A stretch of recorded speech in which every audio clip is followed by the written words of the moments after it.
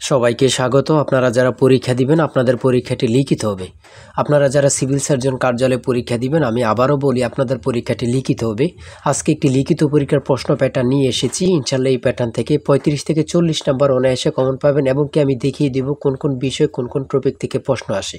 তার আগে বলে রাখি আপনারা যারা পরীক্ষা দিবেন পরীক্ষার প্রশ্ন প্যাটার্ন যেমন থাকবে সেম প্যাটার্নে আমরা একটি চূড়ান্ত সাজেশন তৈরি করেছি। সাজেশনটি নিতে স্ক্রিনে দেওয়া হোয়াটসঅ্যাপ নাম্বার রয়েছে, ইমো নাম্বার রয়েছে, দুটোর মধ্যে যে কোনো একটি মেসেজ করে সাজেশনটি সংগ্রহ করুন। সাজেশনের মূল্য মাত্র 100 টাকা। আমি বলি অবশ্যই প্রত্যেকে সংগ্রহ করবেন। কেন? পরীক্ষার প্রশ্ন প্যাটার্ন যেমন থাকবে সেম প্যাটার্নে আমাদের সাজেশনটি রচিত, সম্পূর্ণ আপডেট একটি চূড়ান্ত সাজেশন। শুধু তারাই আমাদের সাজেশনটি সংগ্রহ করে A to Z পড়ে যাবেন, ইনশাল্লাহ আপনি পরীক্ষা উত্তীর্ণ হয়ে যাবেন। আমি আবারও বলি যারা পরীক্ষা দিবেন প্রত্যেকে 100 টাকার বিনিময়ে হলেও সাজেশনটি সংগ্রহ করবেন। এই সাজেশনের বাইরে আপনাকে আর কিছুই দেখতে হবে না। ঠিক আছে, আমি মূল কথায় চলে আসি। এখানে লিখিত পরীক্ষা কি, সিভিল সার্জন কার্যালয়ে লিখিত পরীক্ষাটা কি এটাকে বুঝতে হবে। কারক থেকে, এক কথা প্রকাশ থেকে, বিপরীত শব্দ, সন্ধি বিচ্ছেদ, ইংরেজি পার্ট থেকে, প্রিপোজিশন, আর্টিকেল, ভয়েস থেকে থাকবে, ট্রান্সলেট অবশ্যই থাকবে, শর্ট করে একটি প্যারাগ্রাফ থাকবে, তারপরে গণিত, সর্বশেষ সাধারণ জ্ঞান থাকবে। লিখিত পরীক্ষা মানে এতটুকুই, কথা বুঝেন কিন্তু। হ্যাঁ, আমি এখন সম্পূর্ণ প্রশ্নটা সমাধান করে দেখিয়ে দিচ্ছি। দেখেন, প্রথমে রয়েছে কি 1 নম্বরে কারক ও বিভক্তি নির্ণয় করুন। এখানে 5টা থাকবে, 5টার জন্য আপনাকে 5 নাম্বার দেওয়া হবে। হ্যাঁ, তারপরে 2 নম্বরে রয়েছে বাক্য সংক্ষেপণ করুন। আমি শুধু টপিকগুলো দেখিয়ে দিচ্ছি, আপনারা এগুলো বুঝলে এগুলো অনুযায়ী পড়বেন, আপনাদের জন্য যথেষ্ট। আর যারা বোঝেন না এবং কি কোথায় থেকে সংগ্রহ করবেন, এখানে ওখানে সার্চ করে লাভ নেই। আর শুধু আমাদের সাজেশনটি সংগ্রহ করে আপনি শুধু A to Z পড়ে যান, সকল তথ্য ওখানে দেওয়া আছে, প্রত্যেকটি প্রশ্নের ব্যাখ্যা ও সমাধান সহ পেয়ে যাবেন। ঠিক আছে, বাক্য সংক্ষেপণ করুন। হ্যাঁ, এখানে 5টা দেওয়া থাকবে, 5টার জন্য 5 নাম্বার। তারপরে 3 নম্বরে রয়েছে অর্থসহ বাক্য রচনা করুন। এখানে 5টা থাকবে, 5টার জন্য 5 নাম্বার, অথবা যতটা থাকে 2টা থাকলে 2টার জন্য 2 নাম্বার আপনাকে দেওয়া হবে।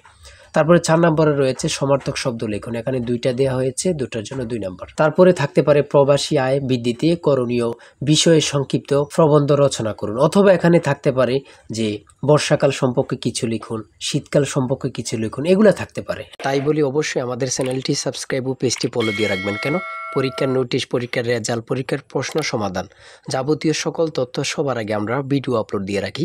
আপনি যদি চ্যানেলটি সাবস্ক্রাইব, পেজটি ফলো দিয়ে রাখেন, সবার আগে চলে যাবে আপনার কাছে নোটিফিকেশন।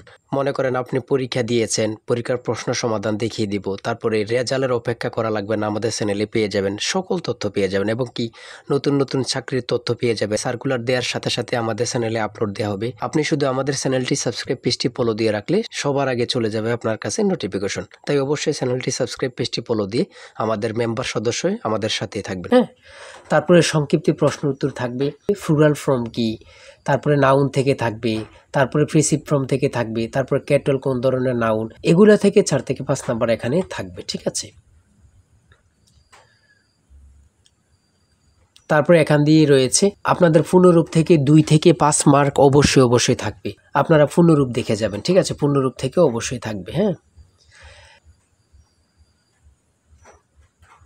তারপরে রয়েছে প্রিপোজিশন থেকে, 5টা থাকবে, অর্থাৎ আপনার যতটি প্রশ্ন থাকবে প্রত্যেকটি প্রশ্নের মান কিন্তু 1 নাম্বার করে। হ্যাঁ, প্রিপোজিশন থেকে 100% শিওর থাকবে। তারপর 8 নাম্বারে দিয়েছে write the meaning of following verbs. ঠিক আছে, এখানে 5টা দেওয়া থাকবে, 5টার জন্য 5 নাম্বার। হ্যাঁ,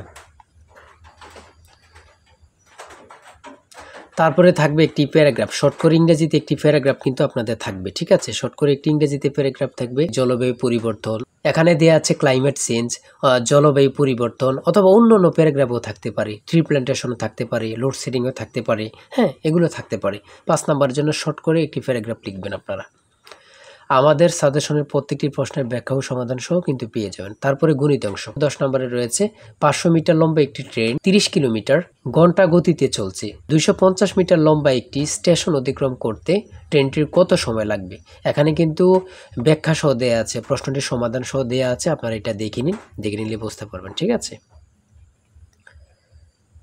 প্রত্যেকটা অঙ্কের মান কিন্তু পাস করে। হ্যাঁ, তারপরে 11 নম্বরে আরেকটি অঙ্ক দিয়েছে x - 1x = 3 হলে x⁴ প্লাস 1/x⁴ কত?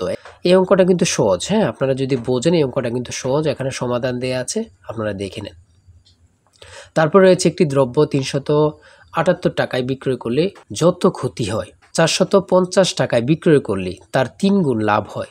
দ্রব্যটির ক্রয় মূল্য কত? এখানে সমাধান দেয়া আছে, আপনারা দেখে নেন। প্রত্যেকটি প্রশ্নের মান কিন্তু পাস করে। তারপরে 13 নাম্বার রয়েছে, একটি শ্রেণীতে যতজন ছাত্র আছে প্রত্যেকে তত টাকা করে দিলে মোট 6561 টাকা হয়, ছাত্র সংখ্যা কত ছিল? এখানে অঙ্কটি সমাধান দেওয়া আছে, আপনারা দেখে নিন। সর্বশেষ সংক্ষিপ্ত প্রশ্ন থাকবে, কয়েকটি সংক্ষিপ্ত প্রশ্ন থাকবে। যেমন প্রথমে রয়েছে এটিএম এবং কি টিন অথবা টিআইএন এর পুনরূপ কি? এখানে পুনরূপগুলোর অ্যান্সার দেওয়া আছে, আপনারা দেখে নেন। খ নম্বরে রয়েছে জাতিসংঘের নামকরণ করেন কি? জাতিসংঘ সনদ কবে কার্যকর হয়?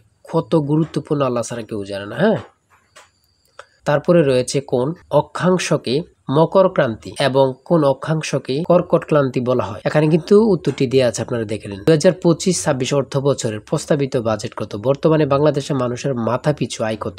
খুবই গুরুত্বপূর্ণ কিন্তু। হ্যাঁ, আয়তনে বাংলাদেশের সবচেয়ে বড় জেলা এবং ছোট জেলার নাম লিখুন। বড় জেলা হচ্ছে রাঙ্গামাটি, ছোট জেলা হচ্ছে নারায়ণগঞ্জ। জাতীয় স্মৃতিসৌধ ও কেন্দ্রীয় শহীদ মিনারের স্থপতিকে? খুবই গুরুত্বপূর্ণ, সৈয়দ মাইনুল হোসেন হামিদুর রহমান।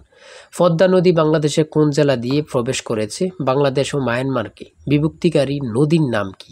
খুবই গুরুত্বপূর্ণ। আইসিসি এবং পিপা এর সদর দপ্তর কোথায় অবস্থিত? দুবাই, সংযুক্ত আরব আমিরাত, জুরিক, সুইজারল্যান্ড। তারপরে রয়েছে 2024 সালে শান্তিতে নোবেল পুরস্কার পেয়েছেন কে? তিনি কোন দেশের নাগরিক? তিনি হচ্ছে জাপানের নিহন হিদানোকিও। তারপরে সর্বশেষ যে প্রশ্নটি রয়েছে, বাংলাদেশের জাতীয় পতাকার ডিজাইনার কে? জাতীয় পতাকার দৈর্ঘ্য প্রস্থের অনুপাত কত? মানে কত পরীক্ষায় যে আসছে আল্লাহ ছাড়া কেউ জানে না। সেটা হচ্ছে কামরুল হাসান, 10:6 বা 5:3। ঠিক আছে। আর আমি বলে রাখি, এই জিসান স্যারের চূড়ান্ত সাজেশন কিন্তু এই নাম্বার হোয়াটসঅ্যাপ ইমো আছে, এই নাম্বারটা হোয়াটসঅ্যাপ আছে, ইমো আছে, দুটোর মধ্যে যে কোনো একটি মেসেজ করে, অর্থাৎ হোয়াটসঅ্যাপে মেসেজ করে সাজেশনটি সংগ্রহ করতে পারবেন, ইমোতে মেসেজ করেও সাজেশনটি সংগ্রহ করতে পারবেন। আমি বলি প্রত্যেকে আমাদের সাজেশনটি অবশ্যই সংগ্রহ করবেন। আজকের ভিডিও এই পর্যন্তই। আর অবশ্যই আপনার যে কোনো তথ্য জানতে কমেন্টে লিখুন, সাথে সাথে রিপ্লাই পাবেন। আর অবশ্যই আমাদের সাজেশনটি সংগ্রহ করে A to Z পড়ে যাবেন, পরীক্ষায় উত্তীর্ণ হয়ে যাবেন। আজকের ভিডিও এই পর্যন্ত। সবাই ভালো থাকবেন, সুস্থ থাকবেন। আল্লাহ হাফেজ।